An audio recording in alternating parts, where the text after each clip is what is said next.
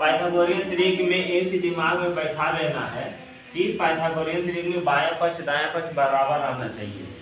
ठीक है ना, बायां पक्ष बराबर होना चाहिए दायां पक्ष के। अगर बराबर है तो पाइथागोरियन त्रिक है, बराबर नहीं है तो पाइथागोरियन त्रिक नहीं है। एक क्वेश्चन दिया गया, क्वेश्चन नंबर 9 है, उसको समझ लेंगे। क्वेश्चन पढ़ो तो। निम्नलिखित में पाइथागोरियन त्रिक छाट कर लिखिए। हाँ, अब पाइथागोरियन त्रिक के लिए पहला शर्त होता है कोण जो त्रिभुज है समकोण त्रिभुज होना चाहिए। समकोण त्रिभुज मतलब एक कोण का मान 90 डिग्री रहेगा, नीचे वाले हिस्से को आधार बोलेंगे और इस वाले हिस्से को ABC नाम दे देते हैं। इसको क्या बोलेंगे? और जहाँ पे 90 डिग्री का कोण बनेगा उसके विपरीत में जो भुजा रहेगी उसी भुजा को हम लोग क्या बोलते हैं? समकोण त्रिभुज में हमेशा कर्ण बड़ा रहेगा। अब इसमें एक शब्द दिया गया है कि पाइथागोरियन त्रिक है कि पाइथागोरियन त्रिक नहीं है। पाइथागोरियन त्रिक के लिए क्या फार्मूला रहेगा? कर्ण का स्क्वायर बराबर। ठीक है, अब यहाँ पे एक क्वेश्चन दिया गया है 9 में पहला क्वेश्चन पढ़ के सुनाओ तो। क्या क्या देखें? 5 12 13 ये दिया गया, शब्द दिया गया है। ठीक है, तो सबसे पहले तो हम यहाँ समझ लेंगे सबसे बड़ा क्या होगा? 13 कर्ण का वर्ग। फिर कोई एक इसको 5 मान लेते हैं, 5 का वर्ग प्लस 12 का वर्ग। क्योंकि आपको पता है पाइथागोरियन प्रमेय में पाइथागोरियन त्रिक में हमेशा कर्ण बड़ा रहता है। बात समझ आया? सबसे बड़ा भुजा रहता है और जो 90 डिग्री का कोण होता है उसके सामने वाले भुजा को ही कर्ण कहते हैं। तो 13 का जब वर्ग होगा 13 13 में 169 होता है, नहीं होता है? 5 बचे कितना हो जाएगा? 12 12 में। अब देखो 5 4 9 4 2 6 1 यहाँ 169।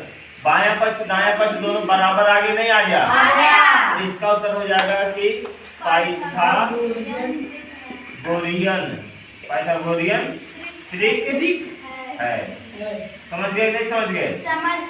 अगर दो बायां पक्ष दाएं पक्ष बराबर नहीं है तो पाइथागोरियन त्रिक नहीं है। यानी कि 9वें में पहला क्वेश्चन पाइथागोरियन त्रिक के हिसाब से सही है। अब 9वें में एक शर्त और दिया गया, यानी कि 5 12 13 ये जो डिजिट दिया गया, अंक दिया गया है, यह पाइथागोरियन त्रिक के हिसाब से बिल्कुल सही है। अब इसी में समझ गए नहीं समझ गए? पाइथागोरियन त्रिक के लिए क्या करना, वैल्यू रख देना है जो पाइथागोरस प्रमेय का फार्मूला है। अब मान लेते हैं एक और कोई त्रिभुज ऐसे बन गया, समझना, त्रिभुज को ऐसे बनाना, इस तरीके से बना दे और यहाँ पे 90 डिग्री। तो समझ जाना है भले तिरछा बनाया गया इधर उधर, यहाँ रख दिया, इसके सामने वाला भुजा यही तो कर्ण हो जाएगा, नहीं होगा? और इस पे बना है इसलिए क्या हो जाएगा? आधार हो जाएगा। और ये क्या हो जाएगा? नाम भी दे देंगे ABC। तो 9वें में दूसरा क्वेश्चन क्या लिखा गया वो पढ़ के सुनाओ जरा। 7 8 15 7 8 15 ये शब्द दे दिया गया है। अब चेक करना है जो 7 8 15 डिजिट या अंक दिया गया पाइथागोरियन त्रिक है कि नहीं। तो आपको पता है पाइथागोरस प्रमेय सबसे बड़ी भुजा को कर्ण कहते हैं, इसलिए इसका जो फार्मूला होता है पाइथागोरस प्रमेय का फार्मूला क्या होता है बोल दो तो एक बार।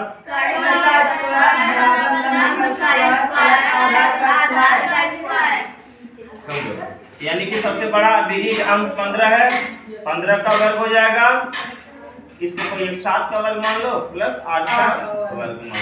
7 7 8 8 15 15 ही 15 गुणे 15 कितना होता है?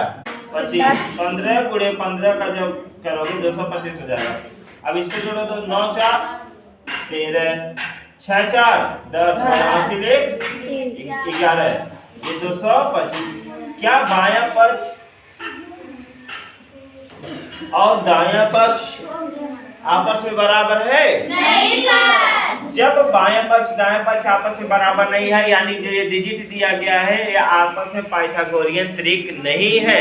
पाइथागोरियन त्रिक सिद्ध नहीं होता है। बात समझ में आया?